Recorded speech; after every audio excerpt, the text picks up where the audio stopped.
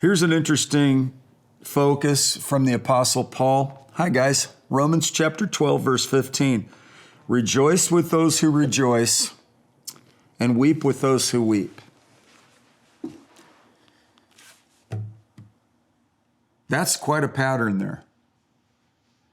It doesn't say rejoice with those who weep and weep with those who rejoice. I talked to a guy who was in a high role in a big international company, and we talked about the climate of the culture of that particular company, and where if somebody got a promotion, people would get jealous. So they would, when somebody was rejoicing, they'd weep with them. They'd be like,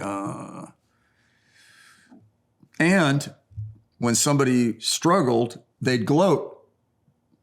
I remember we just came through an election period in this country, and it saddened me, some of the people that were spiking the ball and gloating and not being, I always admired good sportsmanlike conduct.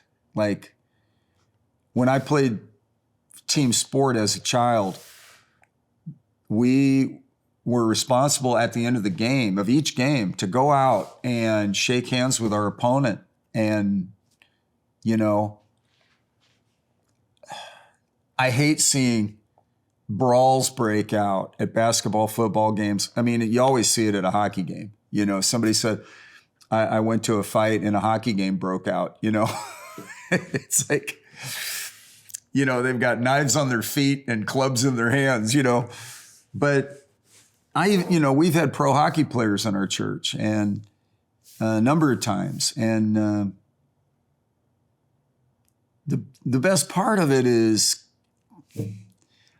some would say winning and some would say the big fat paycheck, but I think, you rejoice with those who rejoice and you weep with those who weep. I've seen, and I love this, after game video of the opposing coaches showing respect, giving honor, the opposing quarterbacks giving honor. I've seen them also be petty, like little immature babies. And Paul is trying to keep and prevent the Romans from being babies and mature. And he's saying, rejoice with those who rejoice. And this is like, you got to do this. Like, okay, man, I'm excited for your breakthrough. I'm not jealous of you.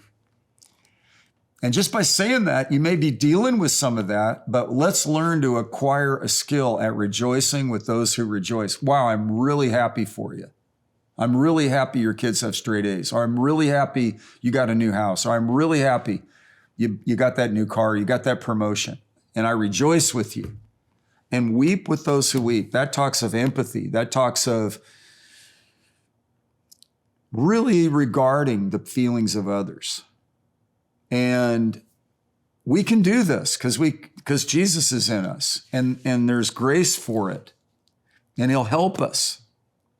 Philippians 2:13, God is at work in you both to will and to do of his good pleasure.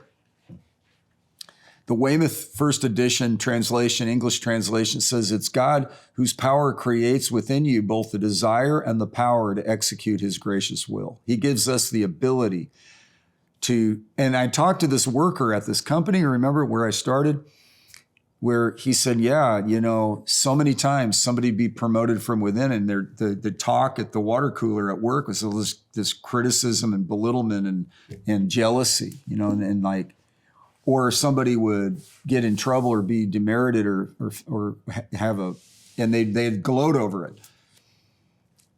The church, God has better ideas for us, and he wants us to rejoice with those who rejoice, weep with those who weep. Boy, this is a big deal. And it pleases God when we walk according to his word. So let's just get the crooked paths straightened out, and let's just be motivated by these verses to go the distance with this. Rejoice with those who rejoice, weep with those who weep. God bless you.